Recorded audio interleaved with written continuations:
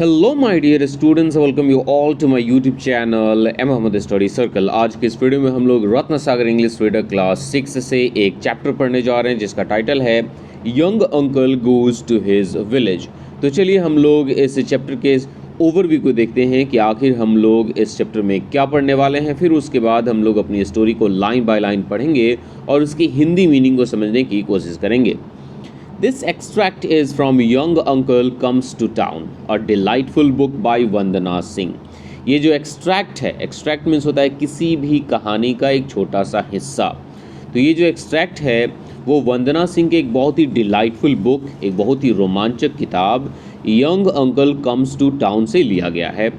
Young uncle, the younger brother of the children's father Sarita, Ravi and the baby, is an unusual person who finds a unique and hilarious solution to any problem that he faces। यहाँ पर बताया गया है young uncle जो हैं वो सरिता, रवि और एक छोटी सी बच्ची के पिता के सबसे छोटे भाई हैं और वो एक बहुत ही अनयूजुअल सा इंसान है। तो अनयूजुअल इंसान होने का क्या मतलब हुआ? तो अगर कोई इंसान अनयूजुअल है इसका मतलब आप ये नहीं पता लगा सकते हैं कि वो इंसान कब क्या कर बैठेगा, उसके बारे में आप प्रिडिक्ट नहीं कर पाइएगा। अनप्रिडिक्टेबल इंसान को हम लोग अनयूजुअल पर्सन कहते हैं और ये बहुत ही कमाल के लोग होते हैं। यहाँ पर बताया गया है कि ये जो यंग अंकल हैं वो एक कमाल के आदमी हैं, एक अनयूजुअल पर्सन है और ये जिस किसी भी प्रॉब्लम को फेस करते हैं, जिस किसी भी मुसीबत का सामना करते हैं, उसका बहुत ही शानदार और बहुत ही फ़नी सा सॉल्यूशन, अनूठा सॉल्यूशन वो ढूंढ निकालते हैं। एकदम अनोखा सॉल्यूशन निकालते हैं किसी भी प्रॉब्लम का। Read about his preparations for a visit to his great uncle's village. अब यहाँ पे जो हमारे यंग अंकल हैं वो अपने परदादा के गांव जा रहे हैं और वो अपने परदादा के गांव जाने के लिए किस तरह से प्रिपरेशन करते हैं, किस तरह से तैयारी करते हैं, इस चैप्टर में हमें वही बताया गया है। तो यहाँ पर ये जो भाई साहब दिख रहे हैं ब्लू शर्ट और पैंट में, तो ये रहे हमारे यंग अंकल। तो चलिए यहाँ से हम लोग स्टोरी को पढ़ते हैं और इसके line by line Hindi meaning को समझते हैं। Summer had been washed away by the monsoons. Monsoon ने गर्मी को ख़त्म कर दिया था। And after a month of steady rain, और एक महीने की लगातार बारिश के बाद, the cloud receded to make way for the cooler season. बादल छट गए थे और इस तरह से मौसम जो था वो थोड़ा सा ज़्यादा ठंडा हो गया था। Young uncle begin planning another trip. Young uncle एक और ट्रिप की प्लानिंग करने लगे थे। This time to his father's village, और इस बार वो अपने पिता के गांव जाने की प्लानिंग कर रहे थे। Where he had spent some memorable summers as a school boy, जहाँ पर वे एक स्कूल बॉय के तौर पे कई सारी यादगार गर्मियों को बिताया था। कहाँ पर? अपने पिता के गांव में। Most of his family had moved out of the ancestral village home, but two of his oldest relatives still lived in the village। बताया गया है कि उनके परिवार के अधिकतर लोग उनके पैतृक गांव के घर से, तो जो पुश्तैनी घर होता है हमारे गांव में, वहां से इनके परिवार के अधिकतर लोग बाहर निकल चुके थे, लेकिन उनके दो सबसे पुराने रिलेटिव अभी भी उस गांव में रहा करते थे। किनके? यंग अंकल के दो पुराने रिलेटिव्स अभी भी उनके पैतृक गांव में रहा करते थे।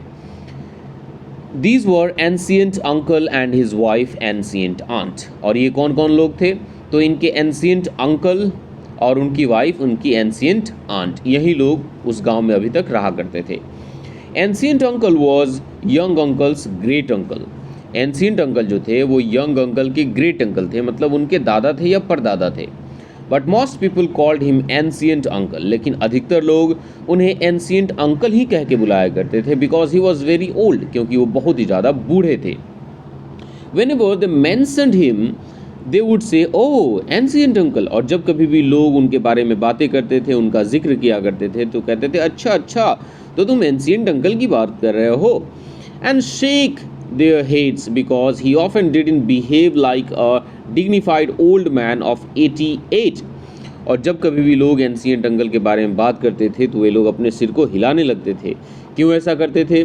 क्योंकि जो एंशिएंट अंकल थे वो 88 साल के थे, लेकिन उनकी जो हरकतें थी, उनका जो बिहेवियर था, वो 88 साल के एक डिग्निफाइड, एक इज़्ज़तदार बूढ़े इंसान की तरह तो बिल्कुल भी नहीं था।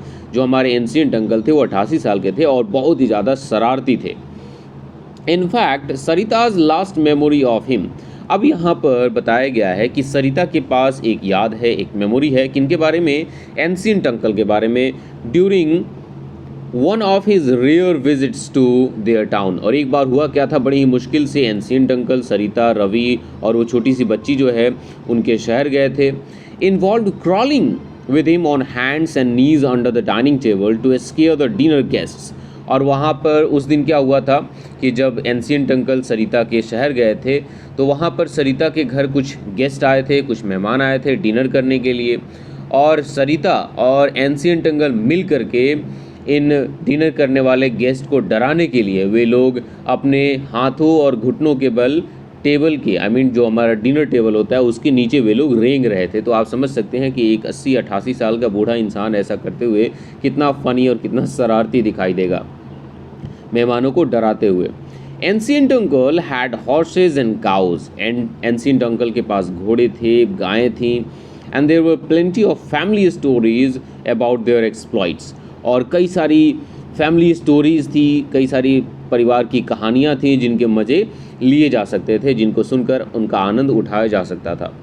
The children really wanted to go with young uncle to see their legendary relative, but their mother put her foot down।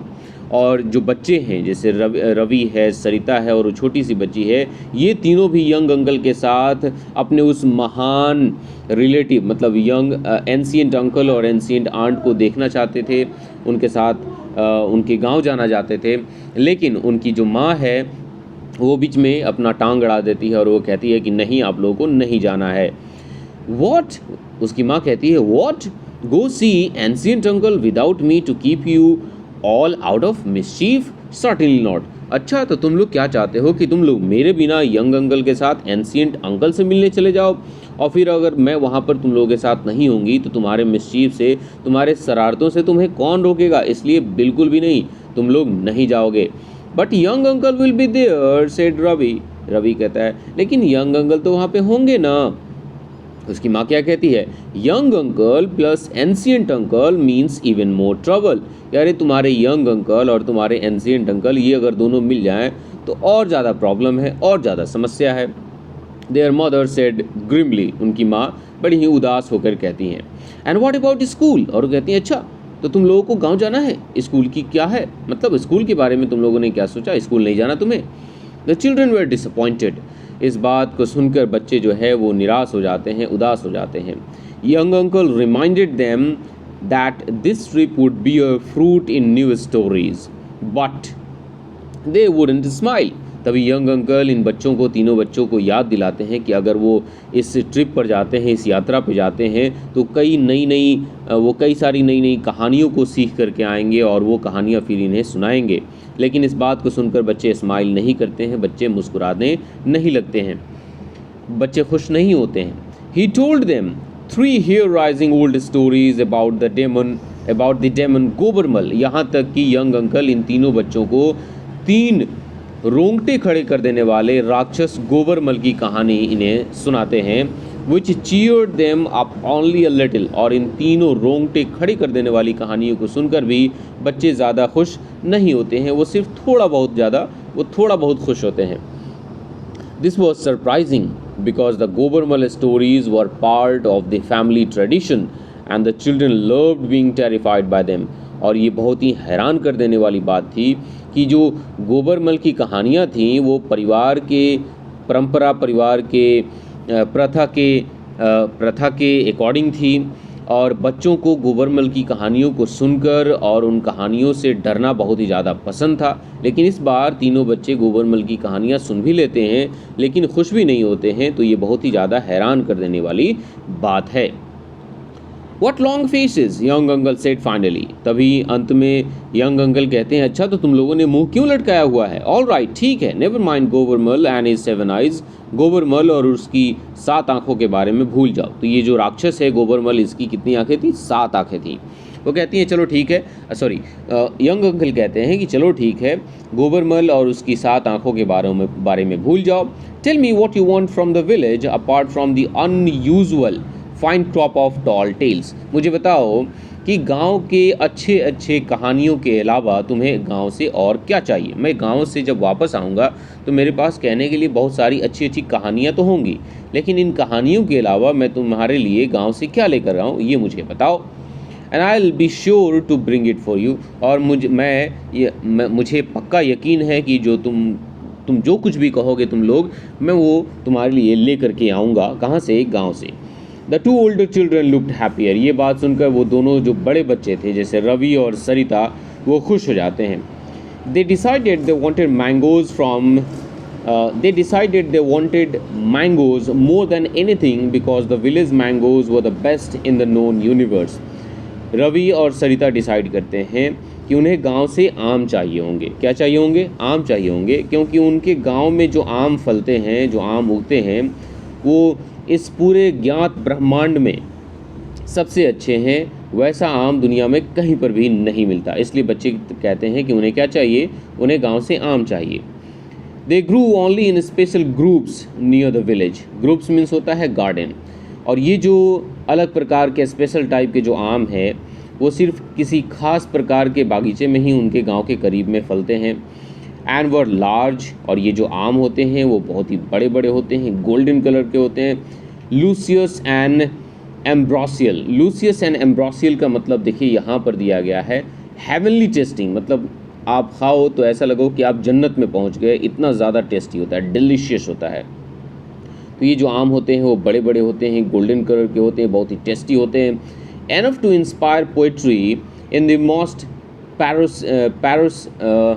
पैरोसाइक soul. यहाँ पर बताया गया है कि ये आम इतने ज़्यादा टेस्टी होते हैं कि अगर कोई आम इंसान भी खा ले तो वो क्या करने लगेगा? शायरी करने लगेगा, पोइट्री करने लगेगा। देखो यहाँ पे पैरोसाइक सोल के बारे में बताया है। इसका मतलब होता है सिंपलेस्ट ऑफ बीइंग्स। चाहे इंसान कितना भी साधारण क्यों ना हो, उसको कुछ भी क्यों नहीं आता हो, लेकिन अगर वो इस आम को खा ले तो फिर वो पोइट्री करने लगता है, वो कविताएं कहने लगता है, इतना ज़्यादा टेस्टी है। But the baby being more ambitious than her siblings. लेकिन वो जो छोटी बच्ची थी वो अपने इन दोनों भाई बहनों से कहीं ज़्यादा एम्बिशियस थी। उसको आम से ही काम नहीं चलने वाला था। Wasn't satisfied with mayor fruit. सिर्फ इस आम से, सिर्फ इस फ्रूट से वो संतुष्ट नहीं थी। सी फ्रॉन्ड एंड पॉन्डर्ड। उसने अपने भौं चढ़ा लिए और सोचने लगी, उसको कुछ और चाहिए था। The next day young uncle's friend Yusuf came to visit. अगले दिन यंग अंकल के एक दोस्त हैं जिनका नाम क्या है? यूसुफ, वो मिलने आते हैं। He was a wild life expert who could make the most amazing animal noises. और यूसुफ जो हैं वो एक वाइल्ड लाइफ एक्सपर्ट हैं और वो कई सारे शानदार और अमेजिंग एनिमल के नॉइजेस को निकाल सकते हैं। And he always like to entertain the children. और उनको हमेशा से बच्चों को एंटरटेन करना, बच्चों का मनोरंजन करना पसंद था। This time he brought them a picture book full of all kinds of animals. और इस बार जब यूसुफ अंकल आए थे तो अपने साथ वो एक बुक लेकर आए थे जिसमें तरह तरह के अलग अलग प्रकार के एनिमल्स के पिक्चर्स दिए गए थे। I am very worried about the Nilamgiri national sanctuary, he said. और यूसुफ अंकल कहते हैं कि मैं जो हूँ ना, वो नीलमगिरी राष्ट्रीय उद्यान जो है उसको लेकर बहुत ही ज़्यादा चिंतित हूँ, बहुत ज़्यादा परेशान हूँ।